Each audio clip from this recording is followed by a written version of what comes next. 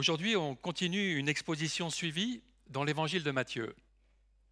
Et nous allons être placés face à nos peurs. Alors, je vais prendre la télécommande là. Normalement, c'est moi qui vais assurer. Voilà. Nous allons être placés face à nos peurs. On n'aime pas forcément être placé face à nos peurs. D'une façon théorique, ça va. Mais quand on le vit, en pratique, c'est autre chose. La dernière fois, nous nous étions arrêtés à Jésus qui se trouvait dans le village de Capernaum, tout au nord du lac de Galilée, au nord d'Israël, alors qu'il avait donné l'ordre à ses disciples de traverser le lac. Il faisait nuit, c'était le soir.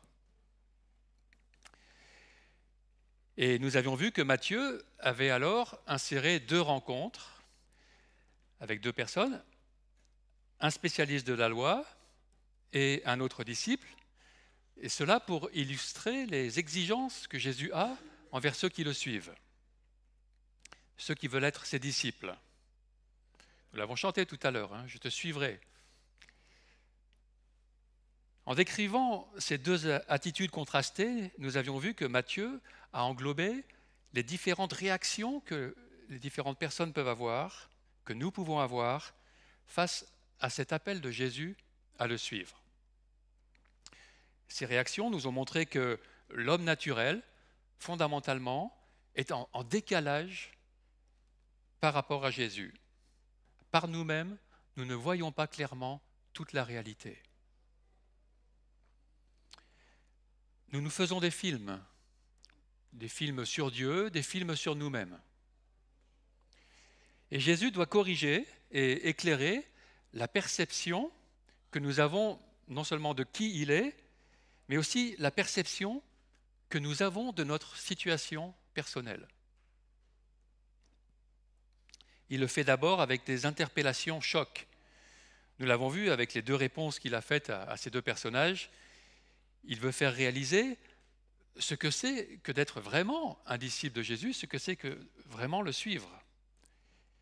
Et puis maintenant, la traversée du lac va être un autre moyen de choc pour faire entrer les disciples dans sa réalité, dans la réalité, sa réalité à lui, qui est bien plus large, bien plus éclairée, plus profonde que la leur. Et nous lisons donc en Matthieu 8, 23, Jésus monta dans la barque et ses disciples le suivirent. Soudain, il s'éleva sur le lac une si grande tempête que la barque était recouverte par les vagues. Et lui, il dormait. Les disciples s'approchèrent et le réveillèrent en disant « Seigneur, sauve-nous, nous allons mourir !» Il leur dit « Pourquoi êtes-vous si craintifs, gens de peu de foi ?» Alors il se leva, menaça les vents du lac et il y eut un grand calme. Ces hommes furent très étonnés et dirent « Mais quel genre d'homme est-ce ? Même les vents et la mer lui obéissent. » Voyez le décalage qu'il y a entre la perception des disciples et celle de Jésus sur la situation, sur la tempête, sur leur propre réaction et sur qui il est. Ils sont dans la même barque, ils sont dans la même situation, mais leurs perceptions et leurs émotions ne sont pas du tout les mêmes entre les disciples et Jésus. Le lac de Génézareth, ou la mer de Galilée, qu'on appelle aussi ainsi, dans le grec, c'est la mer, le lac, c'est Thalassa, ça veut dire toutes les grandes étendues d'eau. Et donc ce lac fait une vingtaine de kilomètres de long sur une dizaine de kilomètres de large, et il était réputé pour avoir des tempêtes soudaines. Plusieurs des disciples étaient des pêcheurs professionnels. Ils avaient l'habitude de voyager sur ce lac, même de nuit. Souvent la pêche se faisait de nuit, comme c'était maintenant le cas. Mais là, ils ont eu la peur de leur vie. Jamais ils n'avaient vécu une telle tempête et ils se voyaient déjà engloutis par les vagues, par les eaux noires du lac qui envahissaient le bateau. Leur habileté de marin ne servait plus à rien, la tempête était trop forte. Et leur regard passe alors des vagues à Jésus, qui dort tranquillement à l'arrière du bateau. Comment peut-il dormir en étant ainsi ballotté par les vagues, éclaboussé par les vagues? Il est sûrement très fatigué, c'est vrai, mais il y a plus que cela. En tout cas, pour eux, ce n'est pas possible de rester ainsi. Ils doivent le réveiller pour qu'il se rende compte de la situation. Il ne peut pas rester comme ça. Il ne va quand même pas mourir en dormant. Et puis, ils l'ont vu faire des miracles de guérison, et peut-être pourra-t-il les sauver de la noyade, s'ils coulent tous. Et difficilement, certains arrivent à s'approcher de lui pour le réveiller et crient « Mais Seigneur, sauve-nous, nous allons mourir !» L'évangile de Marc les fait dire « Maître, cela ne te fait rien que nous soyons en train de mourir ?» Et chez Marc, on voit mieux ce ton de reproche que les disciples ont envers Jésus, mais ils pensent mieux connaître la situation que lui. Ils sont en train de mourir. Et ils ne comprennent pas pourquoi Jésus n'en semble même pas affecté. Vous êtes-vous déjà ainsi retrouvé dans une situation de danger, la peur au ventre, en vous voyant mourir? C'est une expérience. La panique s'impose à vous et plus rien d'autre n'a d'importance que ce qui est en train de se passer. Ce n'est pas le moment d'entendre quelqu'un vous raisonner sur quelque chose, vous ne pensez plus qu'à vous en sortir. Et une situation semblable m'est venue à l'esprit. Nous roulions en famille sur l'autoroute aux États-Unis, avec beaucoup de trafic qui circulait à grande vitesse sur plusieurs voies, non seulement entre plusieurs rails, mais plusieurs voies avec plusieurs rails. Et la voiture commençait à réagir bizarrement. La direction devenait imprécise et finalement le constat s'imposait, on venait de crever une des roues. Tant bien que mal, j'ai réussi à m'arrêter sur le bord, sur le côté, contre le rail du côté droit, sans faire de dommages.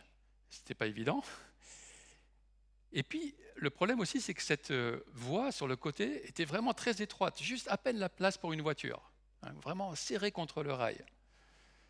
Et puis, donc la situation était vraiment pas bonne.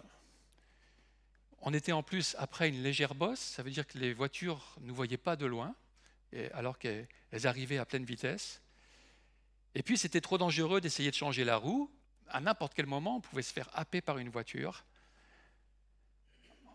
On ne pouvait pas non plus sortir les enfants et les mettre, comme on dit, de l'autre côté du rail, en sécurité, parce que de l'autre côté, il y avait aussi encore d'autres voies. Il n'y avait pas de place. Voilà. Et en plus, c'était une voiture qu'on nous avait prêtée. Et j'avais aucune idée de comment accéder à la roue de secours, s'il y en avait une même, et un cric, etc. Et puis, non seulement, en plus, elle se retrouvait en dessous toutes les valises qu'on avait à l'arrière, parce qu'on voyageait pour quelques mois. Et donc, voilà, il faudrait sortir toutes les valises du coffre sur la route. Lise, Lise, mon épouse, elle arrive à joindre sur le portable le service dépanneuse de l'autoroute. Et il nous restait à attendre qu'elle arrive là, dans la voiture. Et avec l'attente, la panique s'est installée en moi, en voyant les voitures nous frôler à grande vitesse sur le côté comme ça. Et puis, les images de voitures embouties par l'arrière sur l'autoroute me venaient à l'esprit et je nous imaginais percutés violemment par l'arrière à n'importe quel instant. Et il me semble avoir même dit aux enfants qui étaient tous à l'arrière de mettre leur tête contre l'appui-tête pour ne pas avoir le coup du lapin si on nous percutait. Et dans cette terreur qui m'envahissait, je priais le Seigneur, mais la terreur ne passait pas. Alors je peux très bien m'identifier aux disciples qui disaient « Seigneur, sauve-nous, nous allons mourir ». Ils paniquaient aussi. La terreur les avait envahis. Pour nous, le camion dépanneuse est finalement arrivé, il s'est interposé derrière nous avec ses gyrophares qui se voyaient de loin. Et son chauffeur m'a aidé à changer la roue. Il connaissait ce modèle de voiture. Quelques minutes plus tard, encore tout tremblant, nous avons pu repartir comme si de rien n'était. Mais le sentiment de panique que j'ai eu, qui m'avait envahi, il m'avait beaucoup impressionné. Et il est encore très vivace aujourd'hui, je peux le ressentir comme si c'était maintenant. Avez-vous déjà ressenti une telle frayeur, avec cette peur imminente de mourir? Certains, ça peut leur arriver par exemple en prenant l'avion. Ils vont tout de suite voir et visualiser l'avion qui est en train de s'écraser et pouvoir rien faire. Ou alors avant une opération chirurgicale et l'anesthésie générale. Il y a cette panique qui dit mais est-ce que je vais me réveiller? Et c'est plus fort que le raisonnement, c'est des choses qui peuvent saisir les gens, les angoisser. C'est des situations que nous voyons comme un risque réel pour notre vie et qui peuvent nous saisir aux tripes. Et elles nous font généralement nous tourner vers le Seigneur. Mais dans la crainte et la panique, le doute peut aussi nous envahir, nous saisir.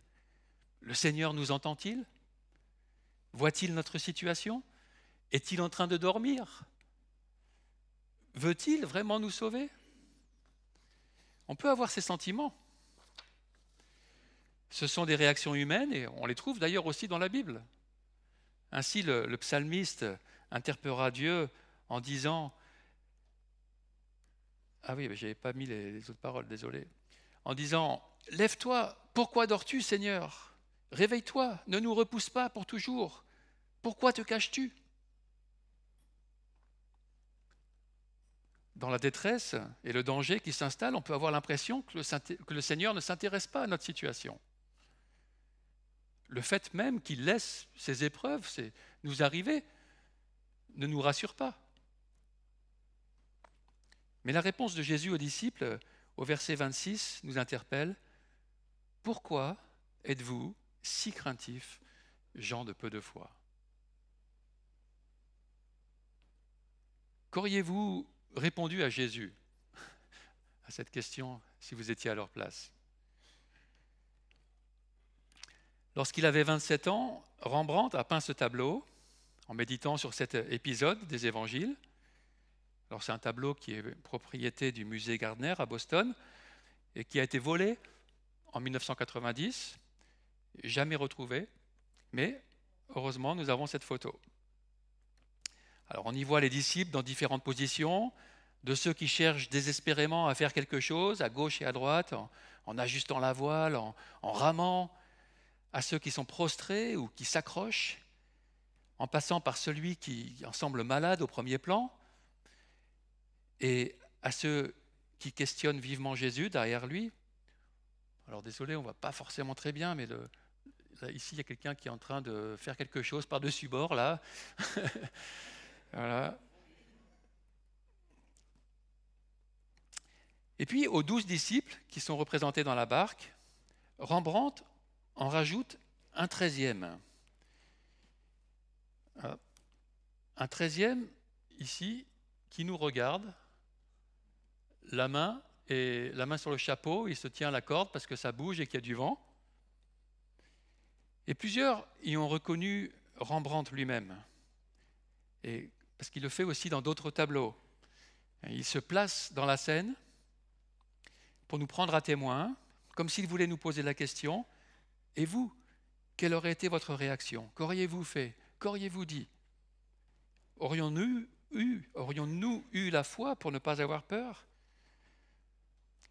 Les disciples, à cette époque, sont en train d'apprendre à placer leur foi en Jésus. Auparavant, lors de son sermon sur la montagne, au chapitre 6, face aux soucis pratiques de la vie que les disciples pouvaient expérimenter, il avait utilisé cette même expression « gens de peu de foi ». Et il avait continué en disant « Ne vous inquiétez pas, ne dites pas « Que mangerons-nous, que boirons-nous, avec quoi nous habillerons-nous » En effet, tout cela, ce sont les membres des autres peuples qui le recherchent. Or, votre Père céleste sait que vous en avez besoin. » Face à leurs inquiétudes, qui est due à leur peu de foi qu'ils avaient en Dieu, Jésus leur avait opposé la confiance dans le fait que le Père céleste connaissait leurs besoins. Nous pouvons toutefois être encouragés que même leur peu de foi a suffi à faire lever Jésus pour qu'il intervienne et les sauve. Il ne leur a pas dit « Laissez-moi dormir, votre foi n'est pas assez grande pour que j'intervienne ». Quand il leur dit « Pourquoi êtes-vous si craintifs ?» il sait très bien pourquoi. C'est une question rhétorique. Il n'attend pas de réponse de leur part, mais il attend une prise de conscience.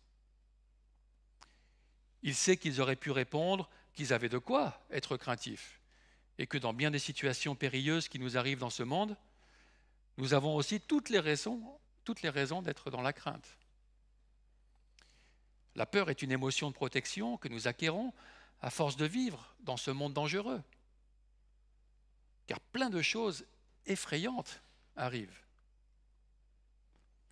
S'il pose la question « Pourquoi êtes-vous si craintifs ?» c'est pour faire réfléchir les disciples, pour qu'ils voient au-delà de leur peur. Et sa question va de pair avec son attitude de calme. Un calme qui ne dépend pas des circonstances. Le contraste entre le calme de Jésus et la crainte des disciples est celui entre la foi et le manque de foi.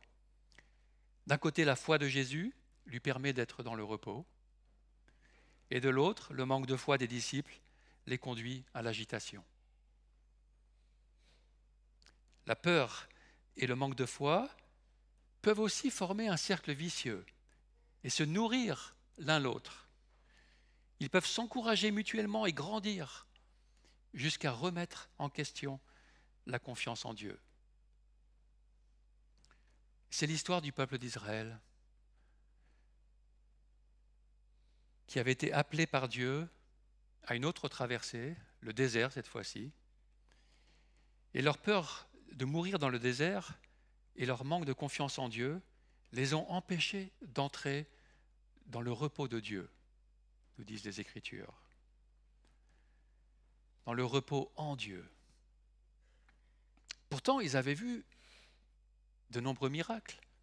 Ils avaient traversé la mer à sec, les pieds au sec. Ils avaient vu les 10 plaies d'Égypte, tout cela. Mais leur crainte et leur manque de confiance en Dieu les aveuglaient. Et de même, Jésus a le droit de poser la question « Pourquoi êtes-vous si craintifs ?» avec tout ce qu'ils avaient vu auparavant, de ce qu'il faisait, tout ce qu'ils avaient entendu jusque-là le concernant. Ils auraient dû commencer à intégrer qui il était vraiment et quelle était son autorité. Il en va de même pour nous. Avec tous ces témoignages que nous avons dans la Bible, et non seulement dans la Bible, dans toute l'histoire de l'Église. Et la Bible, à la question « Pourquoi êtes-vous si craintifs ?» elle nous répond par « N'ayez pas peur ».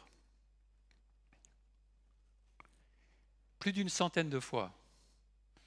Alors il y a une rumeur, certains ont dit c'est 365 fois, une fois par jour, c'est joli, mais franchement je les ai comptés, cherchés de plusieurs façons, et j'ai des logiciels performants, et j'en ai trouvé qu'une grosse centaine de fois. Mais c'est déjà suffisant. On trouve d'ailleurs « N'ayez pas peur », cette formule, 7 fois dans l'évangile de Matthieu.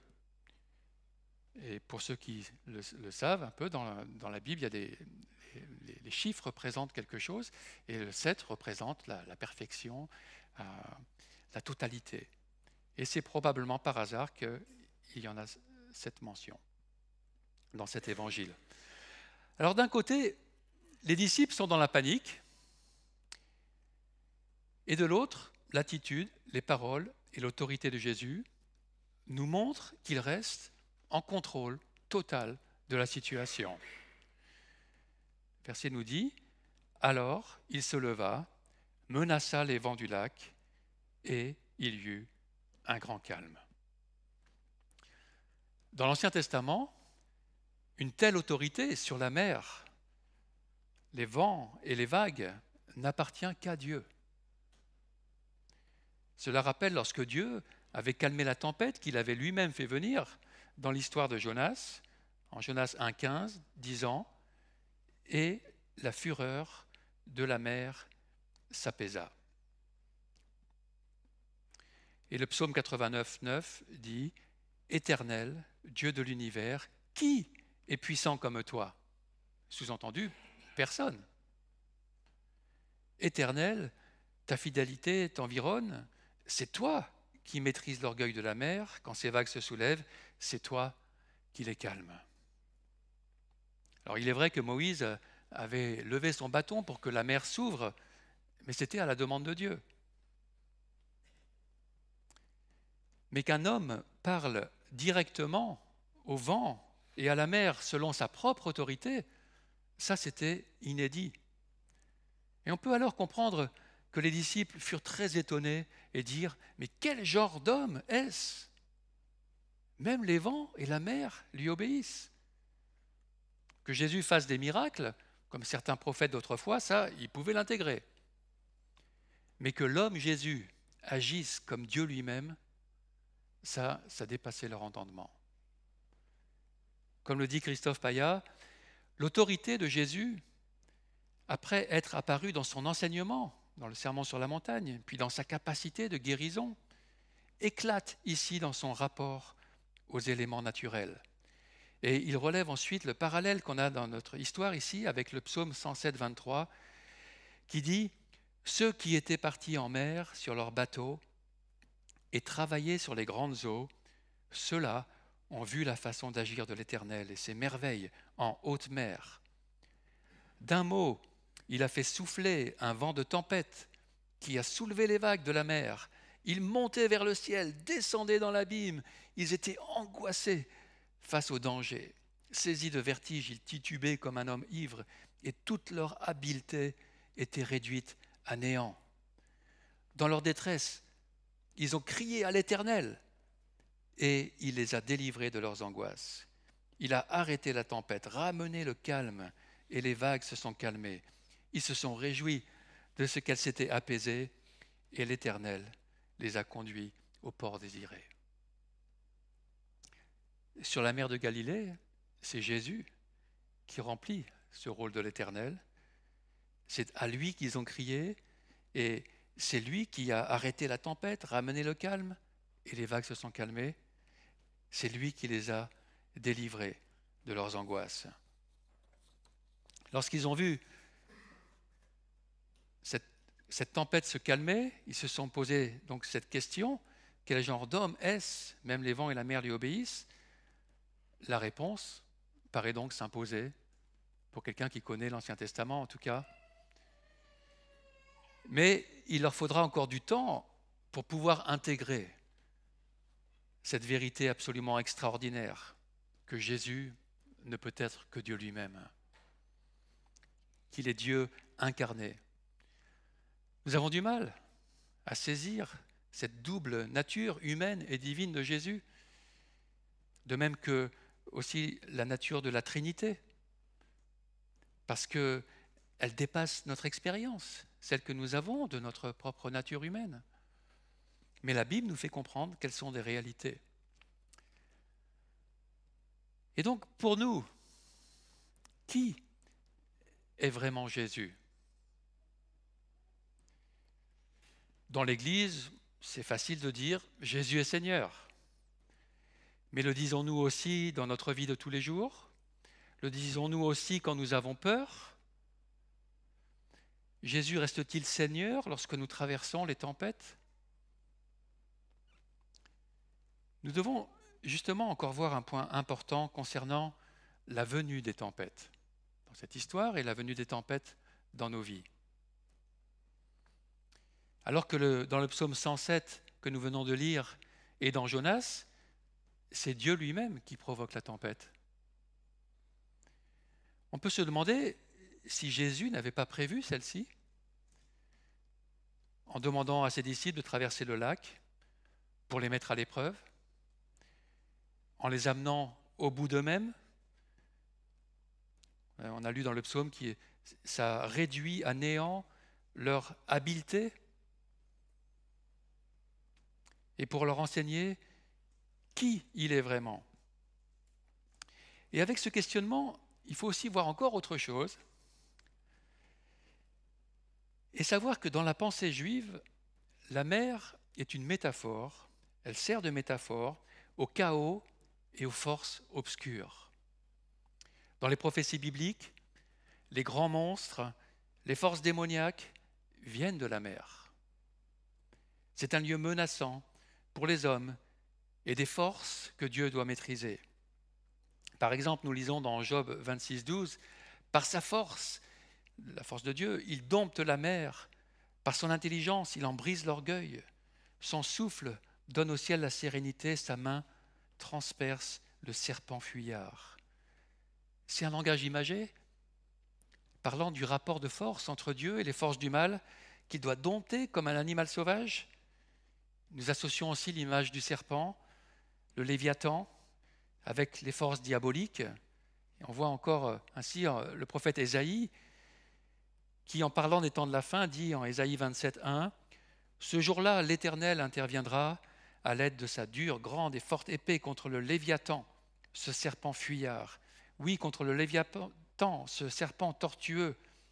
Il tuera le monstre qui est dans la mer. »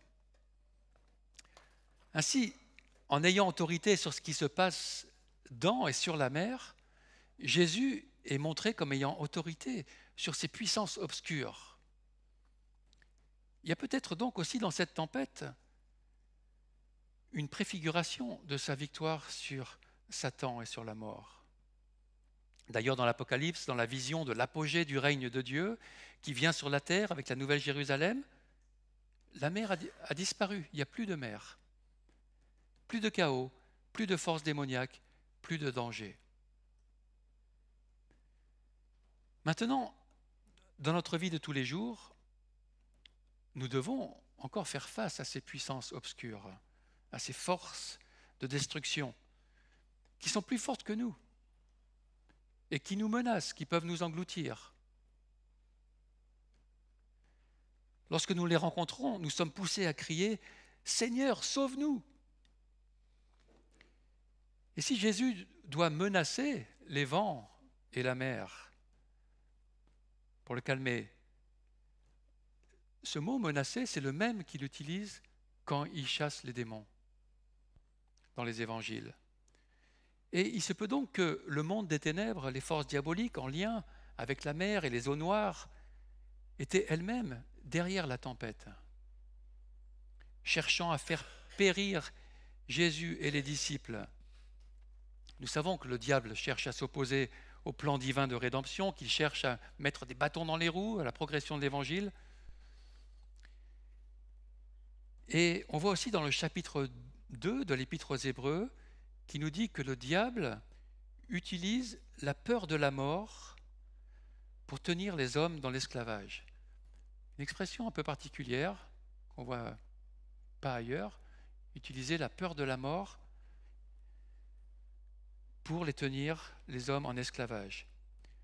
Ils ne vivent alors plus qu'en pensant aux moyens de l'éviter ou de l'oublier.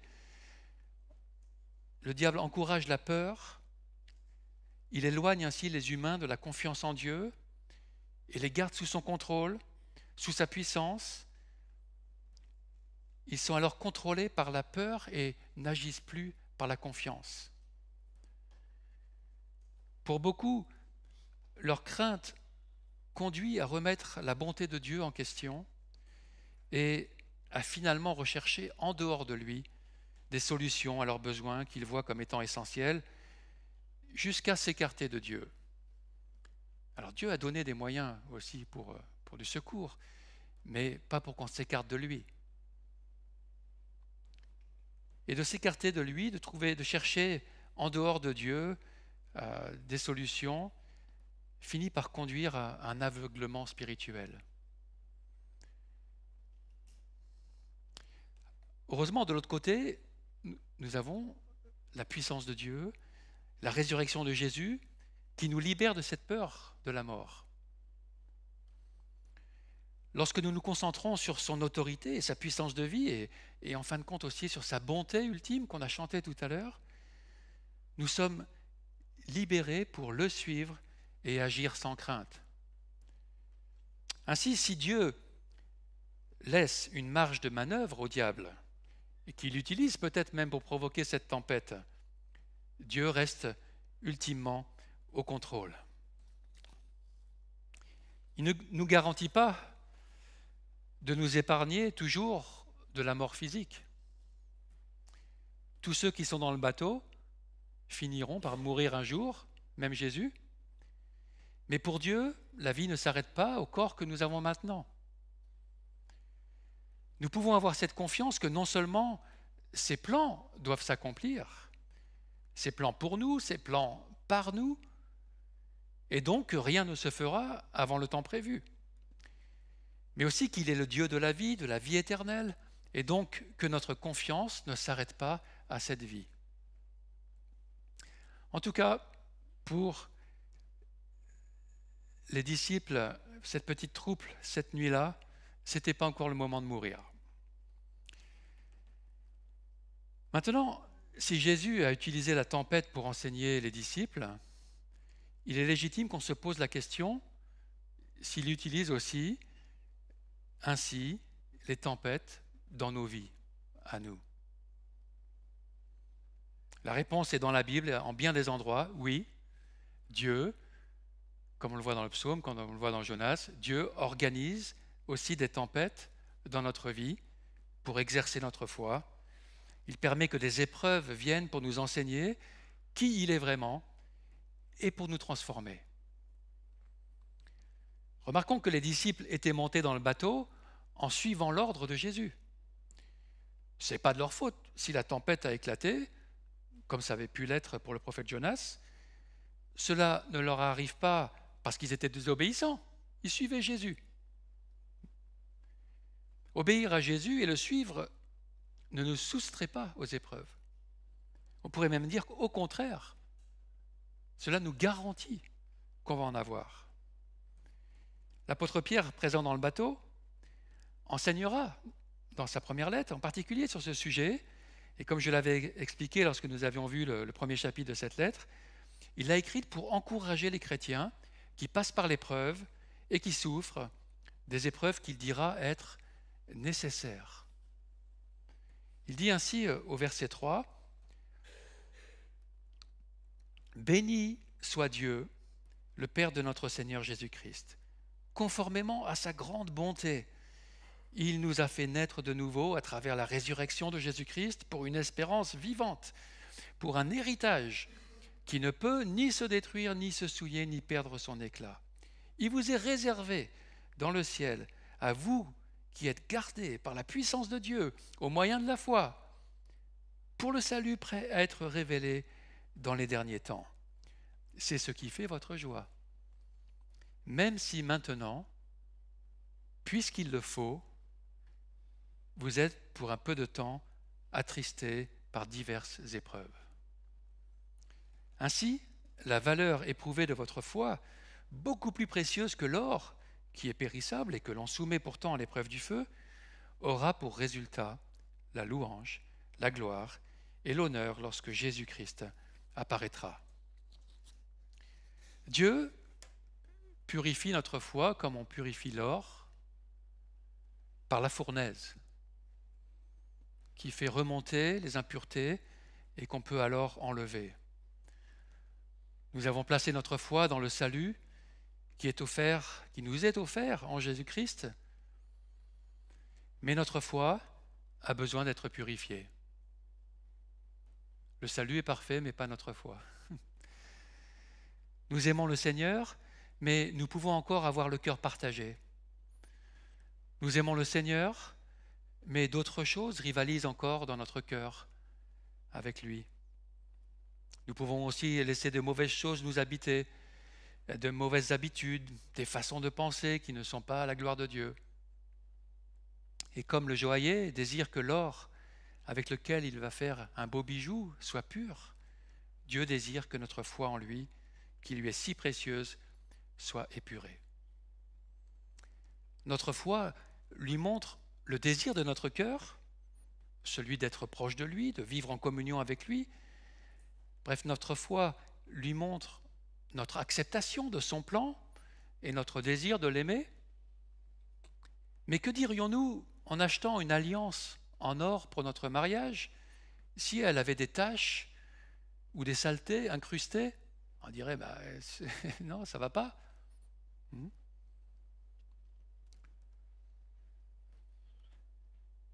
Il en est de même pour notre foi. Sa valeur ultime change aux yeux de Dieu en fonction de sa qualité et de sa pureté. Dieu nous aime, mais si notre foi est entachée, ou si nous n'avons que peu de foi, cela lui fera moins plaisir. Notre adoration en sera amoindrie, ainsi que toute notre relation avec lui. L'épreuve permet de faire venir à la lumière des choses que je peux alors confesser, des choses que je peux alors apprendre à délaisser. L'épreuve permet de me remettre en question fondamentalement, profondément. Dieu désire notre confiance et il est peiné lorsque nous n'avons pas une totale confiance en lui. Un peu comme un parent serait peiné que son enfant ne lui fasse pas confiance. Le but de Dieu est que nous découvrions qu'il est digne que nous placions notre confiance, notre foi en lui. Son but avec les épreuves est de fortifier notre foi et non pas de la détruire. Vous avez peut-être remarqué que dans notre passage, lorsque Jésus dit aux disciples « Pourquoi êtes-vous si craintifs ?» Gens de peu de foi, c'est non seulement avec un certain reproche, mais c'est aussi avant qu'il ne calme la tempête, qui rugit toujours. Certains parmi nous vivent des tempêtes, des épreuves, plus ou moins fortes, plus ou moins longues, mais toutes peuvent avoir un rôle positif dans la vie du chrétien, même les pires. Peut-être traversez-vous une difficile épreuve maintenant, et que vous n'en voyez pas le bout, que même les choses ont tendance à s'empirer. Mais quelle qu'elle soit, Jésus vous encourage à placer votre foi en lui jusqu'à la fin. La peur et l'angoisse peuvent nous saisir dans les épreuves ou les tempêtes. On pourra avoir l'impression que Dieu dort, qu'il ne s'inquiète pas de notre sort, mais ce n'est pas la réalité. Comme le psaume 107, 30 disait, après la tempête, « Et l'Éternel les a conduits au port désiré », à travers la tempête. Et dans le verset suivant notre passage de Matthieu, verset 28, on voit qu'ils arrivent sur l'autre rive. Dieu utilisera la tempête pour purifier notre foi et nous faire aller plus loin avec lui, et il nous fera arriver au port désiré. Il permettra que nous atteignions l'autre rive si nous faisons appel à lui. Ceux qui suivent Jésus en tant que ses disciples peuvent avoir l'assurance qu'il saura prendre soin d'eux. Les souffrances ne sont pas éternelles pour le chrétien. Le temps viendra où elles seront du passé. Alors pour finir, rapidement, je reprends la question des disciples. Quel genre d'homme est Jésus pour nous? De la réponse que nous donnons à cette question pourra dépendre la réaction que nous aurons face aux dangers, face aux épreuves de la vie. Serons-nous dans l'agitation et la peur, ou serons-nous dans le repos de la foi? Une des grandes leçons de cette histoire, et de toute la Bible d'ailleurs, c'est que nous pouvons et que nous devons avoir confiance en lui. Il a l'autorité suprême dans ce monde de ténèbres. Avec lui, la lumière du matin finira par arriver, et les ténèbres, les tempêtes et les peurs seront définitivement laissées derrière. Le plan de Dieu, c'est de nous amener à partager sa gloire éternelle dans une relation pleine de joie, de paix Alors je me dis aussi à moi-même, je dis à nous tous, n'ayons pas peur, ne soyons pas craintifs, plaçons notre foi en Jésus. Son plan n'est pas terminé, suivons-le avec confiance jusqu'à l'autre bord. Je veux vous inviter à prier ensemble maintenant, tous ensemble, à prier avec quelqu'un, pour vous-même ou pour quelqu'un d'autre qui passe par l'épreuve ou pour d'autres choses, mais en rapport avec ce qu'on vient de voir, ce qu'on vient de méditer dans ce passage des évangiles. Et puis nous terminerons par un chant. Alors, prenons quelques instants de prière avec quelqu'un, prenez quelqu'un avec vous et prions ensemble maintenant.